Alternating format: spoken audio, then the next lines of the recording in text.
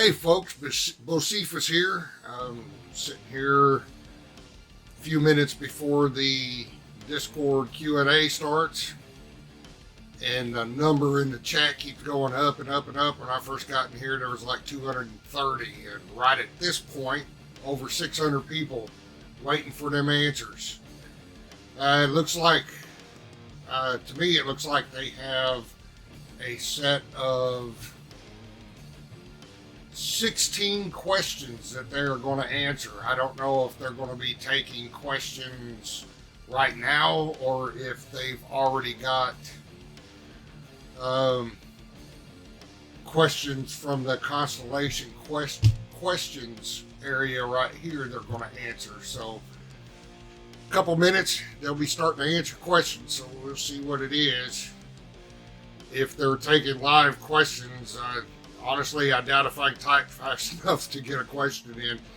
And it's just moving crazy, like crazy.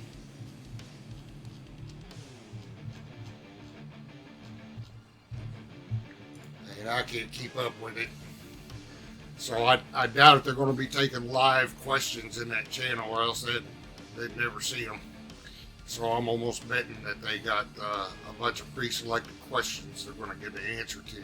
We'll see. We'll see what the plan is here in just about 2 minutes.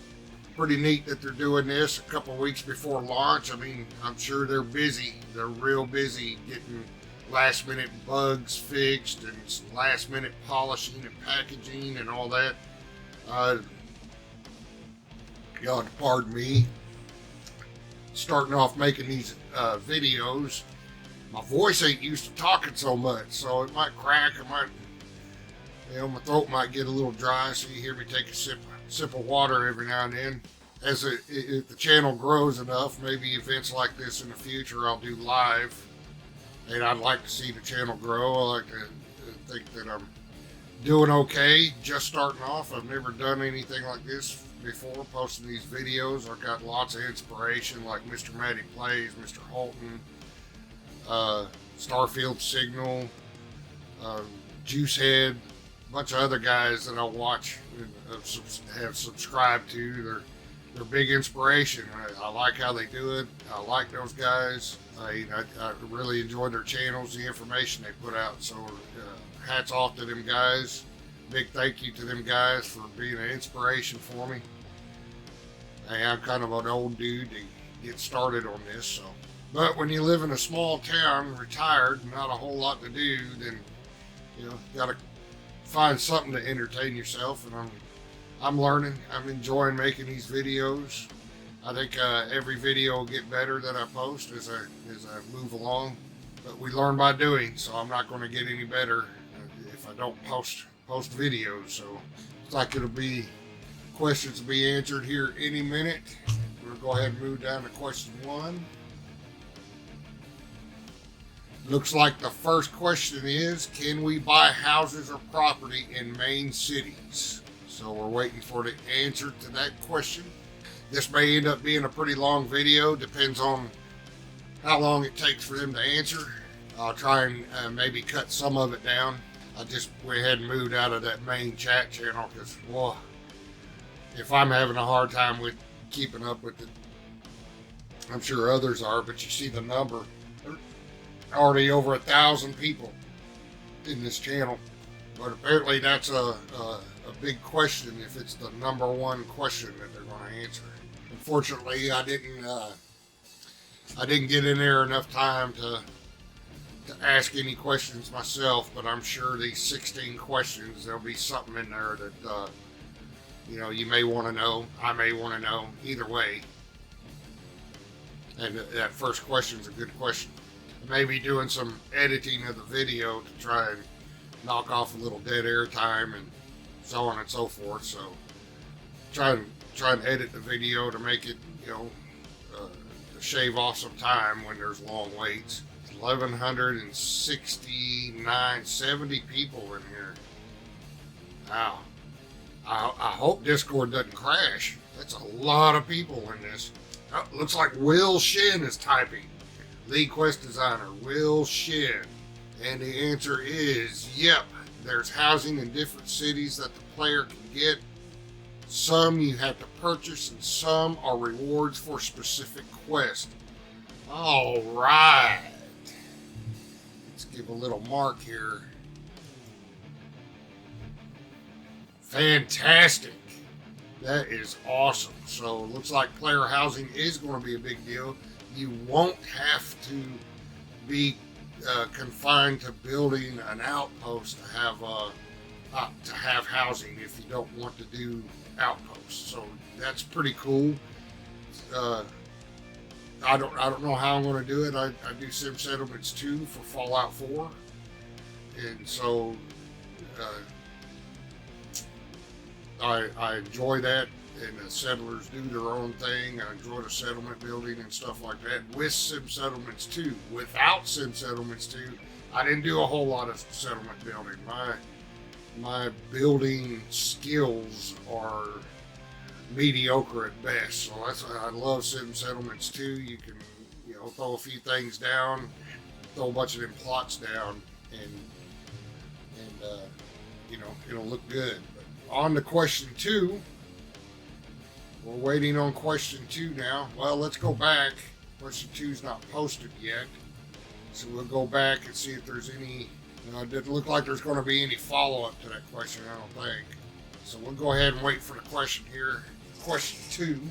I'm not going to try and follow in that general chat up there. The messages are going so fast. Oh, it looks like Emil's typing. So let's get back in there. Emil, sure can. You can purchase dwelling in all major cities in the game, and there's at least one that you get specifically for completing something. Okay, they're answering these the best they can without giving spoilers. I like that. That's fantastic. I don't want to know a whole lot more than what we do right now about the game until I want to get in there, jump in and play. I don't like a whole lot of spoilers. So it looks like you can purchase a bunch, and there might be one or two that you can get by completing quests. I wonder if you can assign companions to those houses. That would be a good question to ask. Okay, looks like question 2. If we get the kids stuff trait, will our parents be generated based on our character's look, or are there standard parents put in place? What benefits might there be? Looks like both of them are giving an answer for this one at the same time. Let's see what their response is. Will Shin, our programmers on our new face tech were excited to make a function that could try to match your custom face and then create the two parents. So they are based on what your character looks like, although the specific math involved is a bit beyond me. We had similar tech in our previous games. And then Emil, yes, totally, just as we did in Fallout 3 with your dad and in Fallout 4 with your son. In Starfield, if you take the kid stuff trait, your parents are based off you. No spoilers, but I think fans will really appreciate the actors we got to play those roles, and they just get so into it. It's awesome. So, oh yeah, you can get stuff. So it looks like your parents will be giving you presents and stuff. So that would be cool. That would be cool. I like that. I like that. All right, so we're moving on to question 3.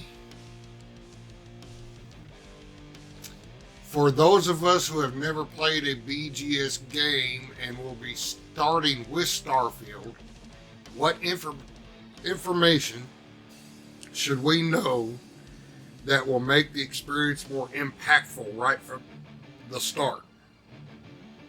That's a pretty good question. Looks like Will Shin is coming up with that answer first. Now, Emil is typing. I might not be pronouncing it right. See, Emil, we always make our games for fans, both old and new, so you can jump in without ever having played a Bethesda title before. Let's see, and Will says, while we do start you off in the same spot, what happened to you before the game starts is totally up to you and your headcanon. Emil has a part 2 and 3, but we like to look at it less as playing a game and more about living in the universe we create.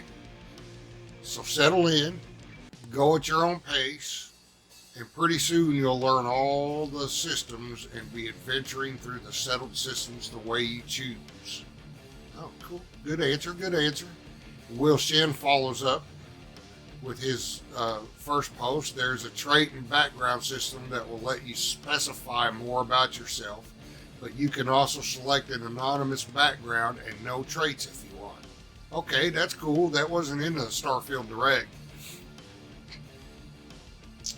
Cool deal, cool deal. A lot of news, lots of good answers here without giving away any spoilers. But I like that deal. I was thinking about choosing the parrots anyway for a trait, and they give you stuff, so that's pretty cool. All right, question 4. How will the smuggling cargo system work? Can we hide it somewhere on the ship and sell it for more currency later? Violet Light's doing an awesome job filtering out all these questions. I'm sure it can't be easy to pick the questions. Like I said, they probably had them all picked out already. So, but she's doing awesome, keeping up with everything. Looks like they're trying to figure out a way to answer that without giving too much away. Oh, there goes Will Shin. Oh, they're typing back up here on question 3, so they weren't done with question 3 yet. Okay, Will Shin says, in terms of if you've never played BGS game before, try anything. We're a simulation as well as a role-playing game, so we try to support the player doing what they want as much as you can. And as for going, and Emil says, as for going into the character backstory, that's entirely up to you. I'm all about that headcanon. Oh, they're still going on question 3. For example, this is Emil again. For example, my latest character is a working schlub named Mitch Dombrowski. He's a husky, good-natured space trucker, and while he'll do whatever he needs to defend himself, he'll never shoot first. He's like Han Solo's sweeter older brother. And yes, there are traits and backgrounds that support that kind of thing. Oh, so there may be more stuff in there that they just didn't reveal. Me personally, my first character is going to be a bounty hunter. And I picture him having the same kind of personality and attitude as Henry Cavill's Witcher. So question 4. Let's repeat what question 4 was. How will the smuggling cargo system work? Can we hide it somewhere on the ship and sell it for more currency later? Will Shin. Certain items are considered contraband, and you'll need to smuggle them past security ships that are in orbit of major settlements. There are specific items that are considered contraband, meaning they are pretty much illegal everywhere. And yes, you can hide them using special SIP modules that you can purchase. So, don't get caught with those harvested organs. The economy is fixed, but prices of bought and sold goods can change based on the skills you choose. So there's going to be some skills in the skill tree where you can, barter for more money. Cool deal, cool deal. That's kind of like, Skyrim and Fallout with some of the skills in there where, you can raise your skill level to get more money, convince them to give you more money, or you sell for more, and their items are cheaper. So here we go to question 5. Will there be a jail system if we committed crimes? Excuse me. Yes, you can elect to go to jail or pay a fine when you're arrested, which is like every other Bethesda game, or even resist arrest and try to escape. That may be fun, especially if you may be a bounty hunter, smuggler, pirate. And then Emil, yep, the settled systems is more like Skyrim than Fallout 4's Commonwealth in that regard. You bunch of criminals. There's, see, Emil continues, there's civilization, there's government, and there are laws. And in a couple cases, we actually explore the themes of crime and punishment in our futuristic universe. Cool deal. Alright, so we'll go to question 6 now. Looks like we're moving on. Question 6. Will time pass when not in the game? For example, will my trade routes, outposts, and mining operations continue to produce, or does that only occur while actively playing? Before I even read the answer, it would make sense that they would not actively keep going unless you're logged into the game. The sim only runs when you're actively playing. No sleeping on the job, only when actively playing. Good enough. I mean, that is a good question, but it just makes sense to me that you'd have to be logged into the game. So maybe you can set it up and go to bed at night and just let your stuff run. As long as it's on, it'll do its thing. All right, question 7. Can you be a double agent in the game? For example, if you join the United Colonies, can you also join the Crimson Fleet and give the United Colonies information? And what factions have that feature if they do? Well, that was already stated in the Direct, Starfield Direct. You can be a double agent. All the playable factions can be completed independently by Will Shen.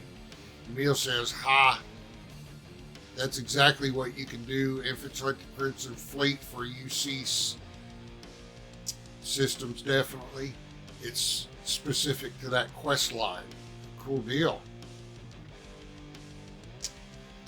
Will Shen continues, the Crimson Fleet storyline does feature you being an undercover agent inside the fleet on behalf of the UC, a specific military branch of the United Colonies, but whether you betray the fleet or UC system defense is a choice you have to make. Emil continues on, in the studio, I have been half-jokingly accused of referencing movies that some folks have never seen because I'm old. So with this particular plot line, the inspiration was very much the movie Donnie Brasco, which is the true story of an FBI agent who infiltrates the mafia. How far will you go? I remember that movie. I'm old enough to remember that movie. Alright, so moving on to question 8. Depending on traits selected during character creation, will it be at all possible to play through the game in a pacifist mode, i.e. without killing anyone or even potentially killing anything? Will Shen answers, I can't guarantee every mission can be completed in pacifist mode, but we do have a couple of systems that will help.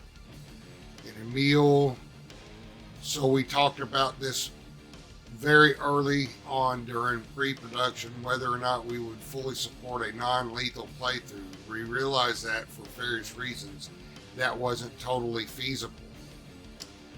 Will Shen continues, one system is our speech challenge game, where you can persuade someone to do something like not fight you.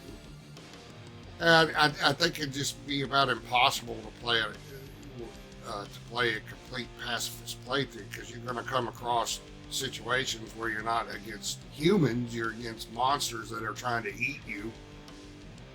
And I don't know, I don't think that would be possible. Maybe most of it you can get away with, a lot of non-combat choices. But anyway, Emil continues on. Now that being said, there are some good non-lethal options, whether through dialogue or by using non-lethal weapons.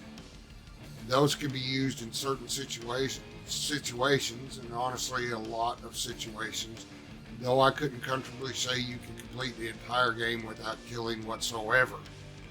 The settled systems is mostly civilized, but it can be a dangerous place if you're going off the beaten path, and you're absolutely going off the beaten path. And Will Shin adds another. The speech challenge game is added in specific scripted moments, and we try to add one into most quests where important characters confront you. So we're moving on to question 9. Question 9 is, what are the beliefs and basic history of the religions we can join? Well, that's a large question because there's different religions, and I think some of that it would be getting into spoiler territory, so they got to be careful how they answer. They're still typing. Looks like they really got to pick and choose their wording here. Existing in real life religions are part of the Starfield universe, with folks of all religions and denominations out there, but we don't really focus on them. Instead, we highlight 3 new ones specific to the game. So that's cool. Whatever your real life religion is, there's a representation in a game. The Sanctum Universum is only a couple decades old in our timeline, but has gained a lot of prominence. They believe that God is out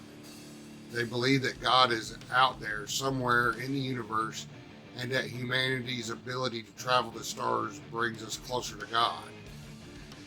Okay, in Emil's answer, Sanctum Universum, the members called Universals believe that God is very much exists everywhere in the universe, but a higher power is guiding us all. Specifically, they believe that humanity's ability to travel the universe and grab jump is God's way of saying, I'm out here, come find me. Okay, so their answers pretty much mirrored each other. The Enlightened, Wilson's continuing on with the Enlightened, are an atheist group that focuses on humanitarian and community work. They believe that life is something every person has to take responsibility for, so that if we want the world to be a better place, we have to do it. Looks like Emil's answering the same one. The Enlightened, these folks are essentially organized atheists. They don't believe in any kind of higher power. Rather, they teach that human beings have to take care of each other, and they practice what they preach through various community outreach programs. House Varun Hoboy, whatever that means, I don't know. So in the game, you're not really sure what the complete truth is, but then he continues on and says the gossip among the guards is this: a colony ship sets off for a new world, making grab jumps along the way. After one of the grab jumps, one of the passengers claims he spent that time communing with a celestial entity known as the Great Serpent. What was a few seconds for everyone else was much longer for him. And he brought back a mandate, which is basically get on board or be devoured when a great serpent encircles the universe. Is this true? I ain't saying. So in a game, you sometimes face off against House Varun Zealots as an enemy group, and that's their motivation. That's Emil's still typing on this one. Will Shin's typing on the next one already, so we'll move on after Emil is done. But it looks like the next question is how many companions total will we be able to recruit? But continuing on with question 9 with Emil. So in the game, you sometimes face off, okay? I recently got the House Varun logo tattooed on my wrist, so yeah, I dig them. Okay. So moving on to question 10, which I just stated, how many companions total will they be able to recruit? There are over 20 named characters who can join your crew. Over 20 total, and we really focused on the members of Constellation. What Will said. 4 of them are for Constellation and have the most story and interaction with the player, but all of the named characters have their own backgrounds that can follow you around and carry your stuff. When we first began Starfield, this is from Emil, When we first began Starfield pre-production, we looked back at our previous games and realized how popular and effective the companions were, so they were a big priority for us, and we really wanted to tie them directly to the main quest. There are some really big moments with them specifically. Cool deal.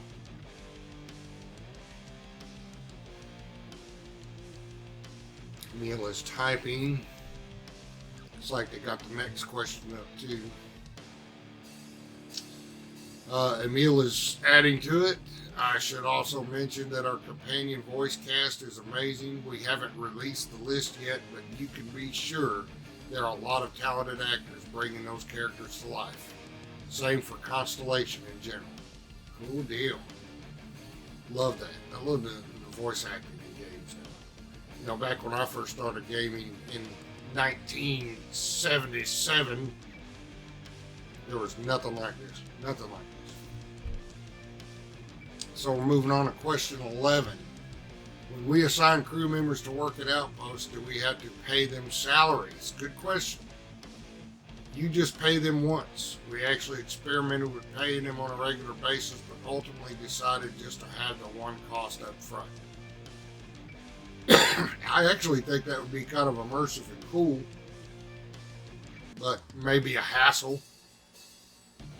Yep, one-time payment that you can use the speech challenge game to negotiate over. Some traits also affect the cost. There's a lot to do in Starfield, and we want to minimize what the player had to constantly keep track of. Makes sense. Like I said, it could become a big headache, but I think it would be a cool immersive thing. So moving on to question 12. Will our companions be able to level up their perks? Will their perks stack with ours?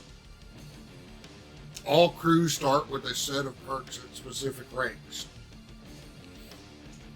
They don't level up, but they come at different ranks depending on the companion. And that's okay.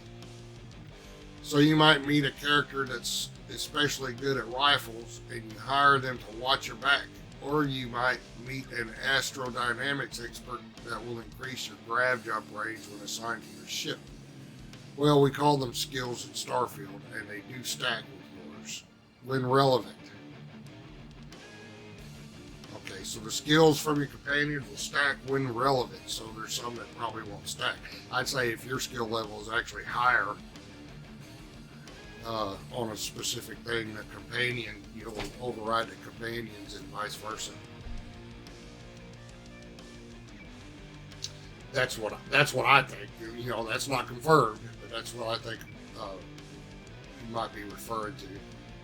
Some are 3 for flavor to highlight the companion's backgrounds and interests, but you'll really feel the benefit of the ship and combat related ones. Getting a boost to your shields or seeing your companion laying down fire with a weapon they're proficient in are pretty sweet moments. Cool. Most Bethesda games I usually lone wander. It doesn't matter what game it is, because companions always, for me, they always get in the way, and I have to jump around them, push them out of the way. They're just annoying. So maybe some of that AI problem is fixed with these in Starfield, where they won't just get in the way. Excuse me. So question 13, Lucky 13. What are your favorite parts of the game? Shipping it, Emil. That's kind of a blanket question. Moving on with our answers. What are your favorite parts of the game? Will Shin says, I love finding content that I haven't seen yet or forgot about. Our games are so big that no one person is likely to have seen it all, even after all of our passes and levels of review. And Emil says, because of my position, my experience is a little different than yours.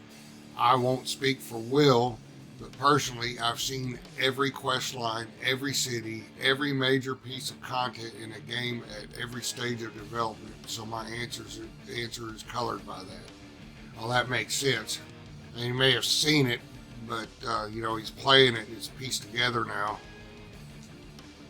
and they're playing it. So he may have actually seen it during production, but I hadn't seen it through a playthrough yet. So it'd be all new experience for him.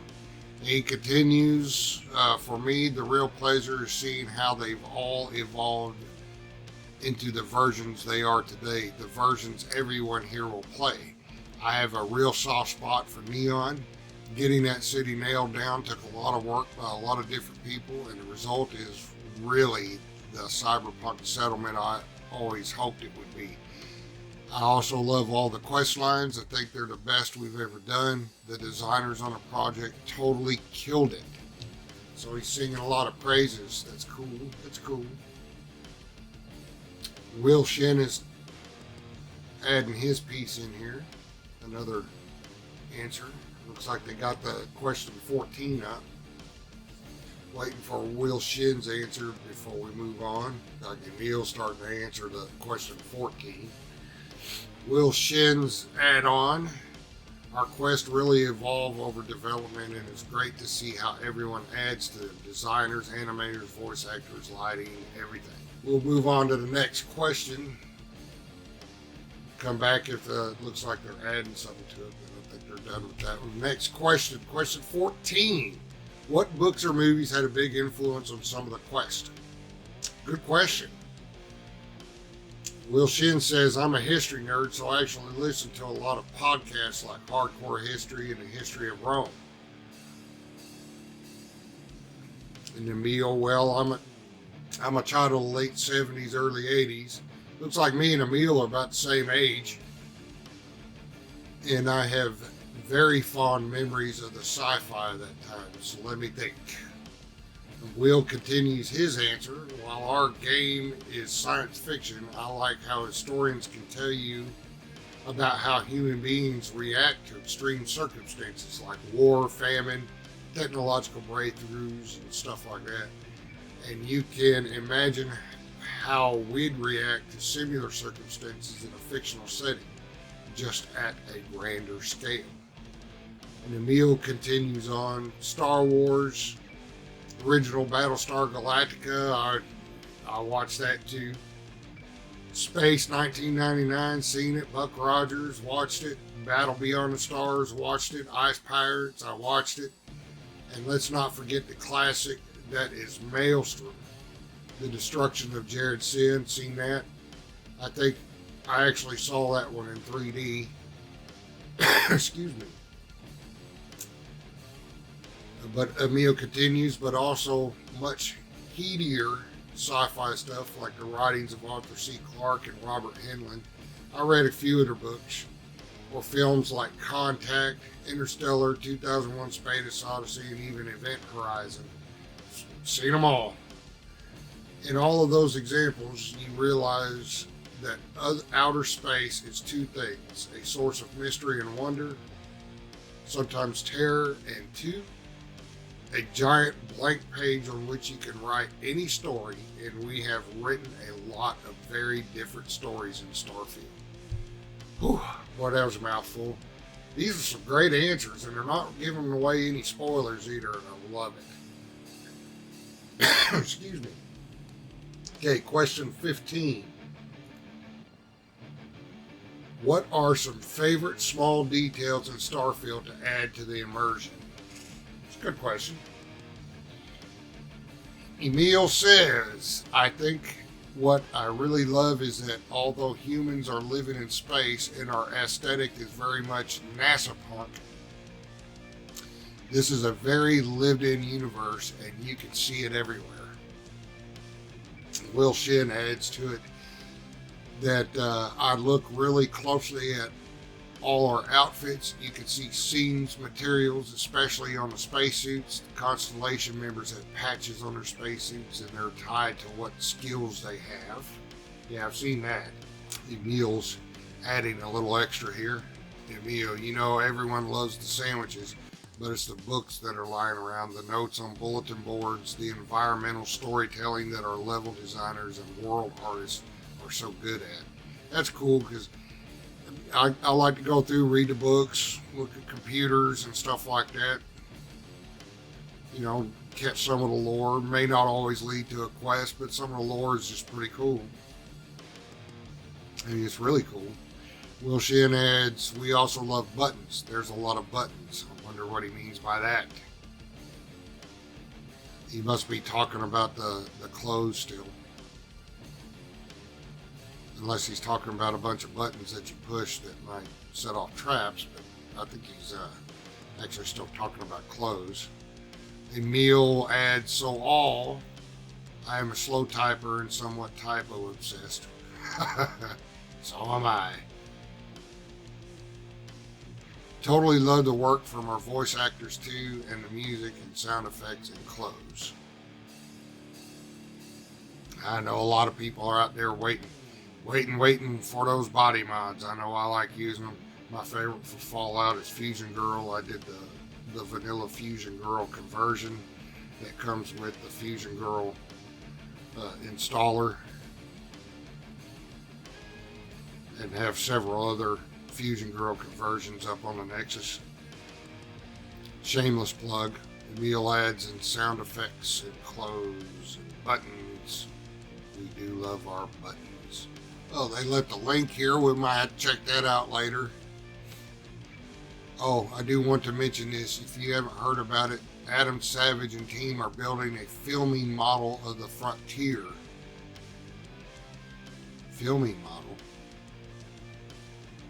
And that ship, man, all the ships, the level of detail is insane. We'll check that out. Won't do it right now, though. This video is going to be long enough. The filming model, what are they filming? Looks like one more question to go here. I haven't posted that question yet. This has been very informative. Very informative. Answers a lot of questions without giving away spoilers. I love that. I've seen a lot of uptight people complaining that there's not enough marketing and blah, blah, blah, bitching about this, bitching about that. You know, I get tired of that. That's why there's a select few that inspired me to do my own videos. The ones I said at the beginning, Mr. Holton, Mr. Matty Plays, Juicehead, Starfield Signal, those videos, those guys, a couple others. They don't complain about things. They just report stuff and give their opinions. And they don't fall into the complaining category of a lot of videos you see. Get tired of that. Real tired of that. Those people using them clickbait titles. Devs are panicking, blah, blah, blah, stuff like that. I just get tired of that crap. I know they want to get likes and clicks and trying to make money and stuff, but I'd rather put out quality. And I'm in a position where I don't, you know, I'm all right. I'm retired, so. But anyway, looks like the last question, question 16 is, what is the history of the Mechs? Ooh, the Mechs. Good one. So maybe they'll tell us some news about the Mechs. So we showed this a bit in one of the animated shorts. Maybe they're going to reveal something here. They're going to be Mechs. We'll see what it is. The Mechs are leftovers from the Colony Wars. Note, it's Colony War and not Colony Wars, singular. Going, what is he going to reveal? Are we going to get Mechs sometime in a game? Or is it just, you know, a history thing? They don't work, obsolete, or are they just going to leave it for us to find out if there's actually Mechs in the game or not? Both sides, United Colonies and Freestar Collective, had Mechs, but the Freestar Collective really mastered them. The United Colonies had Mechs too, but they also relied on the controlled alien beast from their Xeno Warfare Division. Oh. Both of those were outlawed with the armistice that ended the Colony Wars, so we may not get Mechs or rideable beast. Or if we do, they'll be illegal. And you could go to jail for them. They're adding more to that answer. I'm not saying there's an old mech battleground in the game. I'm typing. Well, part of that mech battleground was also showed in a Starfield Direct. So they leave it. They're going to leave it there. They're going to leave it up in the air. We don't know if we're going to get drivable mechs. It'd be cool. I'm not getting my hopes up on it. It'd be cool. I think we're either going to have to wait for some DLC or a modder to put vehicles in the game. Hopefully a little bit better than the ones you get in Fallout 4. I like the drivable motorcycle mod, but it's still kind of Yankee to drive, but it's pretty cool. But looks like we may have to get, we may have to wait for modders to do it. But it'd be kind of cool if you could get a mech, walk around in a mech. But I'm not going to hold my breath. I'm not going to hold out hope for it. I'll be fine with the. Looks like that is the end. I'm not going to break down every answer because we all saw it. We all went through it. I'm not going to sit there and try and keep up chat with over 1,000 people in there. 2,300 people, almost 2,400 people. So that's it. I think that's enough for this video. I'm not going to do any kind of in-depth breakdown of it because you sit there and watch it with me. You can form your own opinions, do your own breakdown. I have my own opinions to it. Maybe you agree with them, maybe not. But that was really cool. They answered a lot of questions. Mechs, Emil just confirmed right here. Mechs not usable. No, they are in ruins. So the mechs are not usable. That was very informative. I love that they didn't give away too many spoilers. So I don't know if they're going to answer anything else on any other questions. Oh, what's he saying on question 13? Looks like they're trying to. Looks like the people are asking some questions in there, but it'd be so hard to follow. That is it. I think this video will be long enough. I'm going to work on getting it edited to cut out a lot of dead space, so shorten it a little bit. Awesome. And well, that's all I got for this video. Take care of each other, and I'll see you next video.